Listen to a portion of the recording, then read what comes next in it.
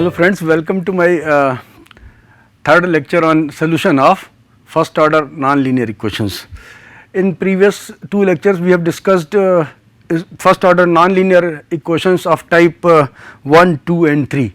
In this lecture we shall discuss the fourth type of standard type of first order nonlinear equations, and then we shall discuss the general method of solving such nonlinear equations of first order which cannot be reduced to any of those four standard forms. So, let us begin with the fourth order first order nonlinear equations of type 4. So, in this category we consider those kind of equations which are of the form z equal to px plus qy plus fpq, and as you remember, p and q denote the partial derivatives of z with respect to x and y. So, if z is px plus qy plus fpq, then this equation you can see is analogous to Clairaut's ordinary differential equation. The Clairaut's ordinary differential equation is y plus px plus fp, where p is dz by dx. In the ordinary differential equation, Clairaut's form is px plus fp, where p is dy by dx. So, the partial differential equation z equal to px plus qy plus fpq is analogous to the Clairaut's ordinary differential equation y equal to px plus fp. The complete integral of equation 1 is then given by z equal to ax plus by plus fav, because you can see that when z equal to ax plus by plus fab, then your partial derivative of z with respect to x, which we have denoted by p, it will be equal to a, and q, which is the partial derivative of z with respect to y, it will be equal to b, and therefore z equal to ax plus by plus fab. This is a solution of equation 1, because when you put z equal to ax plus by plus fab into 1, it is satisfied due to the fact that the value of p is a and the value of q is b. Now, so this complete solution you can see z equal to ax plus by plus fab. This solution represents a plane and it is a plane family of two parameter family of planes, because there are two parameters a and b. So, it is a two parameter family of planes. Now, in order to obtain the general integral, as we have earlier discussed, let us put b equal to phi a in this solution, and where phi denotes an arbitrary function, then z will be equal to z equal to ax plus by into phi a plus f a phi a. We differentiate this equation with respect to a to get z d0 equal to x plus by phi dash a plus d over dA of f a phi a, and then eliminate a between equation 3, this equation, and the equation 4 to get the general integral. Now, in order to obtain the singular integral, we differentiate equation 2, this one, z equal to ax plus by plus fab, which is the complete integral. With respect, we differentiate this with respect to a. So, we will get 0 equal to x plus delta over delta a of fab, 0 equal to x plus delta f over delta a, and the second one will be, when we differentiate with respect to b, we will get 0 equal to y plus delta f over delta b. So, we have three equations now, equation 2, which is the complete integral, this one, and then the equations 5, 0 equal to x plus delta f over delta a, and 6, that is 0 equal to y plus delta f over delta b. So, we eliminate a and b between these three equations to reach the singular integral. Let us see how we apply this method to some differential equations. Let us begin with the first example, z equal to px plus qy plus fpq. So, let us consider z equal to px plus qy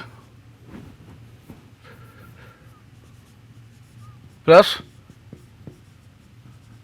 fpq. and we can see it of the Clairaut's form, z equal to px plus sorry, here it is pq, not fpq.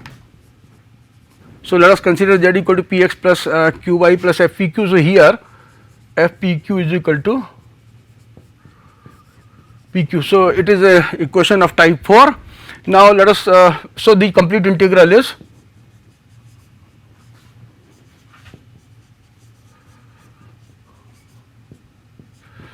z equal to ax plus by plus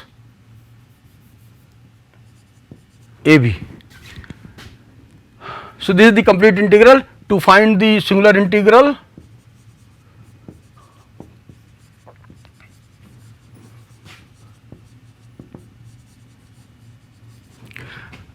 let us differentiate 1 with respect to a differentiating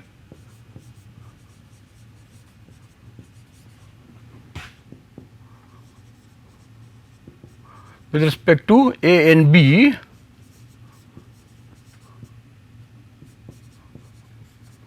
we obtain 0 equal to x plus b, and when we differentiate with respect to a, we will get 0 equal to x plus b, and when we differentiate with respect to b, we will get 0 plus by plus a. So which imply x is equal to minus b, b equal to minus x. Let me write like this: b equal to minus x and a equal to minus y. So now eliminating a and b between equation 1 and these two equations, we have eliminating a and b,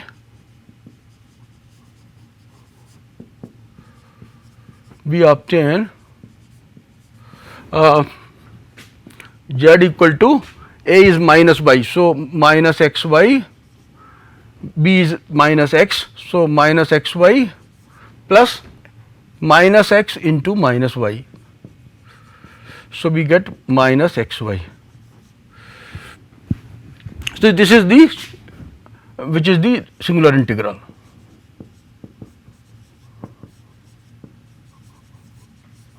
In this case, to determine the general integral, let us put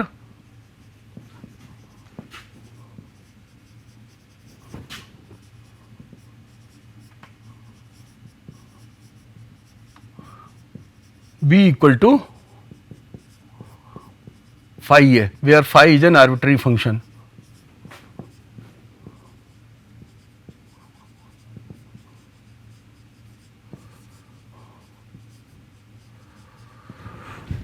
Okay, so then z will be equal to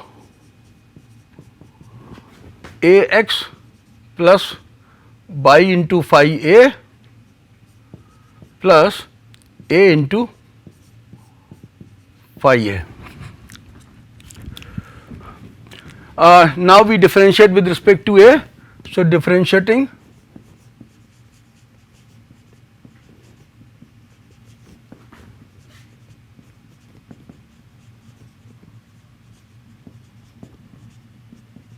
we get 0 equal to x plus y times phi dash a plus phi a into a phi dash a. Well, let me call it as equation number 2 and this as equation number 3. So then we eliminate a between equations 2 and 3 to determine the general integral. So eliminating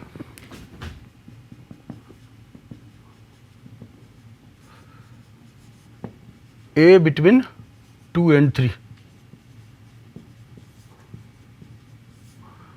we obtain the desired result.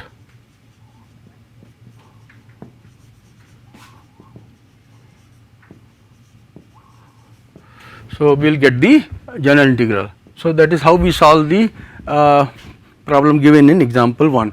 Now let us take up the problem number 2. So we have z equal to px plus qy plus under root 1 plus p square plus q square. Now we can see that here 1 plus fpq is equal to under root 1 plus p square plus q square. So it is of the Clairaut's form.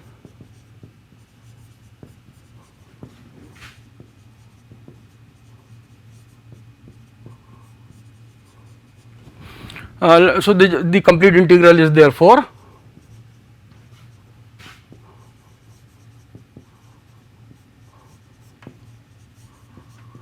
z equal to ax plus by plus under root 1 plus a square plus b square.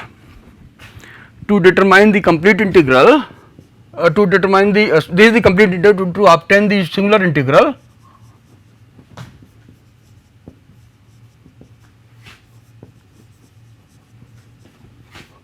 we differentiate with respect to a and b. Differentiating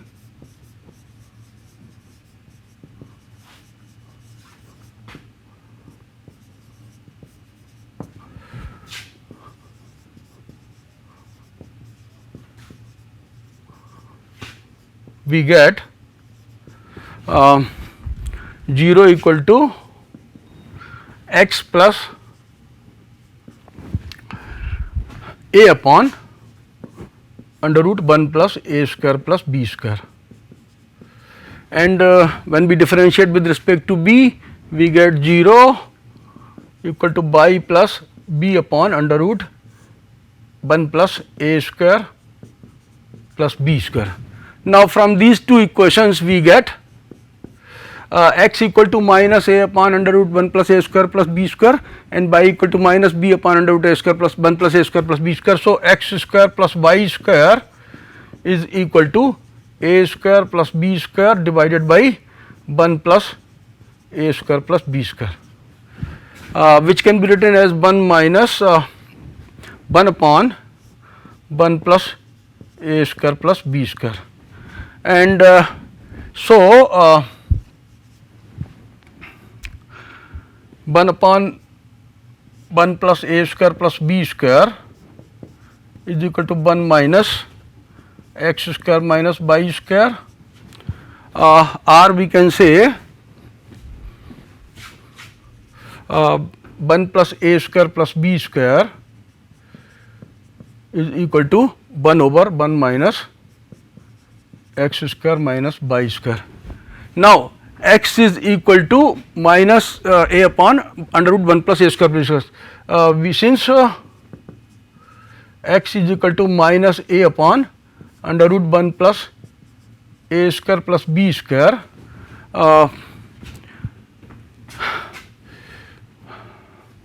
we will get a as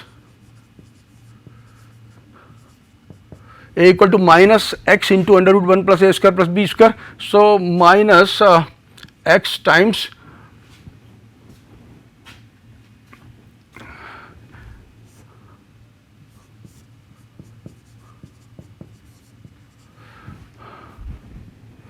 okay, so a is equal to minus x into under root 1 plus a square, which is this equal to this, and similarly b is equal to minus y y upon under root 1 minus x square minus b square.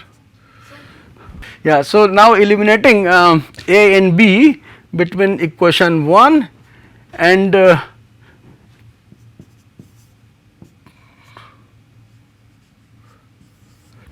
okay, so eliminating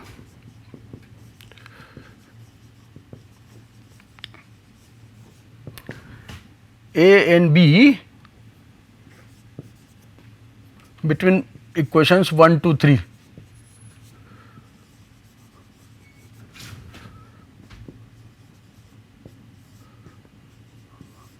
We get the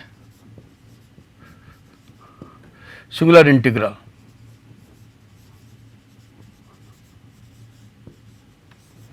we get the singular integral. And for general integral, as we have discussed earlier, so for the general integral,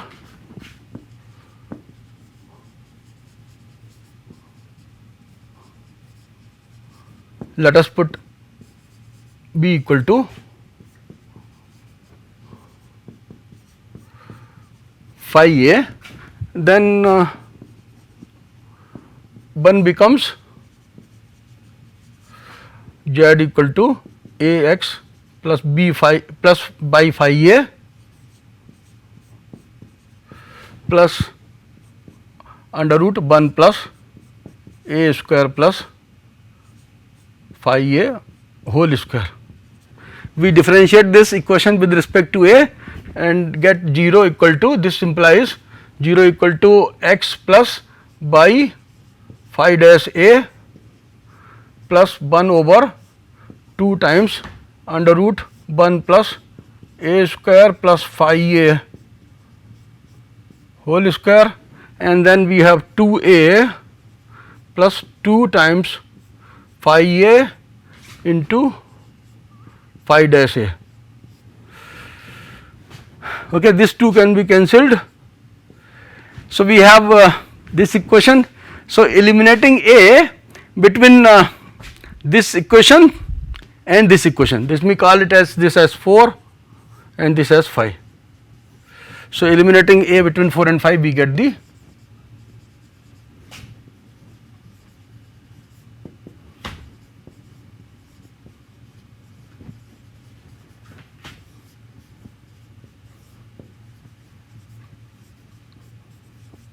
desired integral.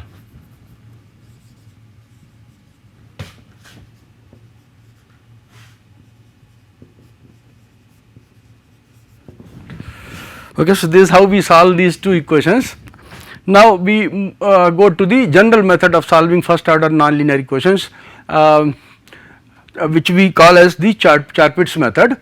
So here in this method we consider nonlinear partial differential equations of first order which cannot be reduced to the 4 standard forms which we have already discussed. We will apply this method only in the cases where the first order nonlinear partial differential equations cannot be reduced to the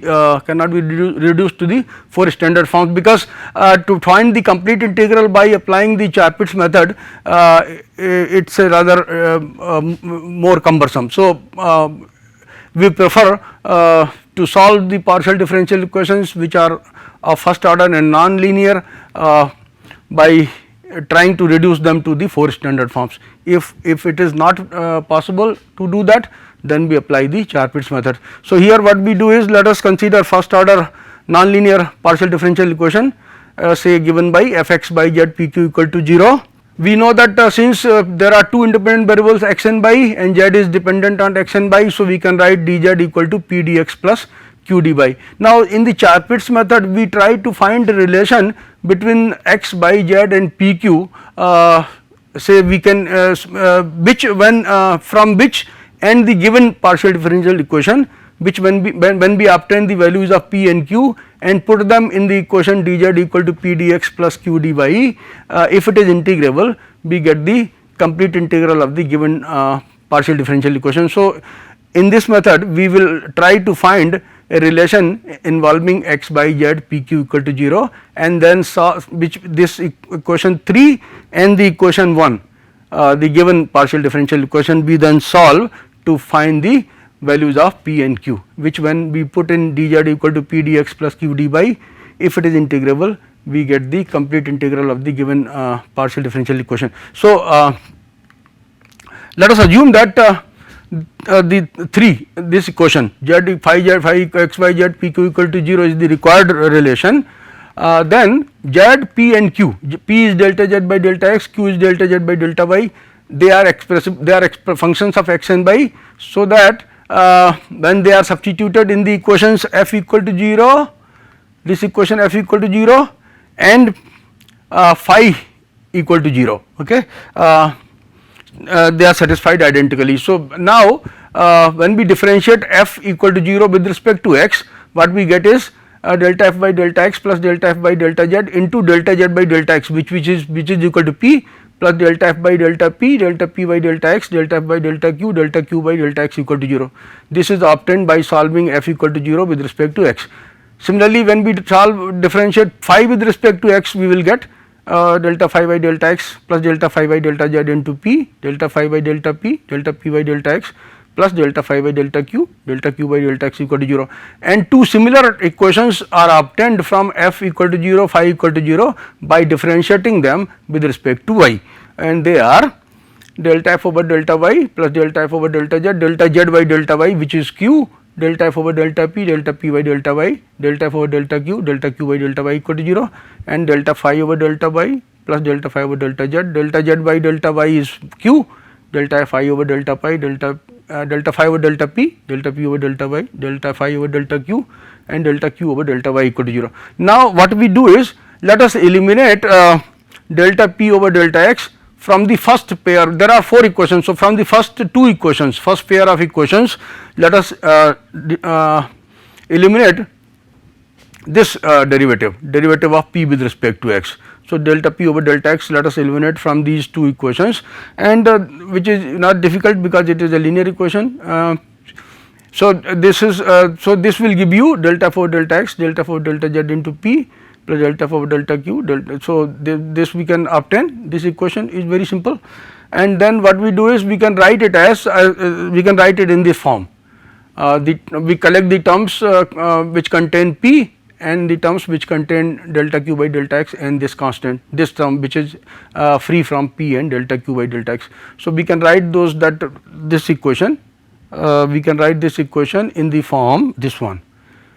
Okay. So we similarly let us eliminate delta q over delta y. To this delta q over delta y, let us eliminate from this pair of equations. So for that you need to multiply this equation by delta phi over delta q and this fourth equation by delta f over delta q and then subtract. So delta q over delta y term will vanish.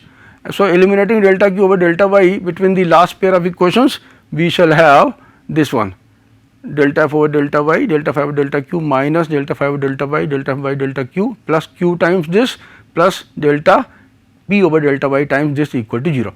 Now let us notice one thing, delta q is delta z by delta y. Okay. So delta q by delta x is delta square z by delta x delta y, and p is delta z by delta x. So delta p by delta y is delta square z by delta x delta y, and assuming that the second order partial derivatives are continuous, delta square z by delta x delta y is same as delta square z by delta x. We know this result.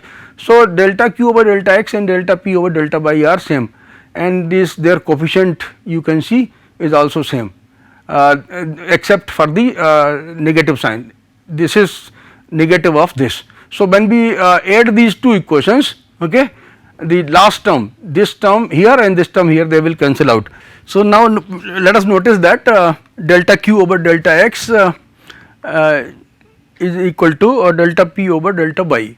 So we have this one, delta q over delta x equal to delta square z by delta x delta y, and which is equal to delta p over delta y, because we are assuming that second order partial derivatives are continuous. So when we add the equations 4 and 5, as we have discussed just now, this is negative of this quantity, and this delta q over delta x and delta p over delta y are same. So when we add the equations 4 and 5 and rearrange the terms, what happens is this term and this term, they cancel out, and what we get is this. So delta f over delta x plus p times delta f over delta z into delta phi over delta p plus delta f over delta y plus q times delta f over delta z, delta phi by delta q plus minus p delta f by delta p minus q delta f by delta q delta phi by delta z plus minus delta f by delta p into delta phi by delta x minus delta f by delta q into delta phi over delta y equal to 0. Since the terms involving the partial derivative of p with respect to y and partial derivative of q with respect to x cancel. Now the equation 6 is a partial differential equation of the first order in Q phi. Let us see. This is a partial differential equation of the first order in phi. Okay. Because phi is a function of x by z, p and q, and you can see here we have in the first term partial derivative of phi with respect to p, partial derivative of phi with respect to q, partial derivative of phi with respect to z, partial derivative of phi with respect to x, partial derivative of phi with respect to y, which are of first order. So, it is a first order linear differential equation in phi, and therefore, its integrals are the integrals of the auxiliary equations. As we have discussed in the case of Lagrange linear equation in P and Q, it is same, it is of the same type. So, we have dP over this quantity and dq over this, dz over this quantity, and dx over minus delta f by delta p, dy over minus delta f by delta q equal to d phi over 0. We are actually solving this equations this equation like we have solved the Lagrange linear equation in P and Q. So, it is a linear equation in the derivatives of phi with respect to p, q, z, x and y. So, we solve this auxiliary system of equations. Now, any of the integrals of this equation 7 will satisfy 6, and therefore, we take the simplest relation involving at least one of p and q for phi equal to 0. So, that the values of p and q may be obtained easily. Once the values of p and q are obtained easily, we can take the help of the given equation f x by z p q equal to 0 and determine the values of the other q or p, and once p and q are known, we then use dz equal to p dx plus q dy and determine the complete integral. So, we shall be able to determine the complete integral by writing the auxiliary system of equations, and this auxiliary system of equations will then will find the shortest simplest relation involving at least one of p and q for phi equal to 0, and then we use the this relation for p between p and q and determine the values of p and q. So, when we put them in the equation dz equal to p dx plus q dy and integrate, we shall obtain the complete integral, which will be the complete integral of the given partial differential equation, and the singular and general integrals are then obtained in the usual manner. So, with that I would like to conclude my lecture. Thank you for your attention.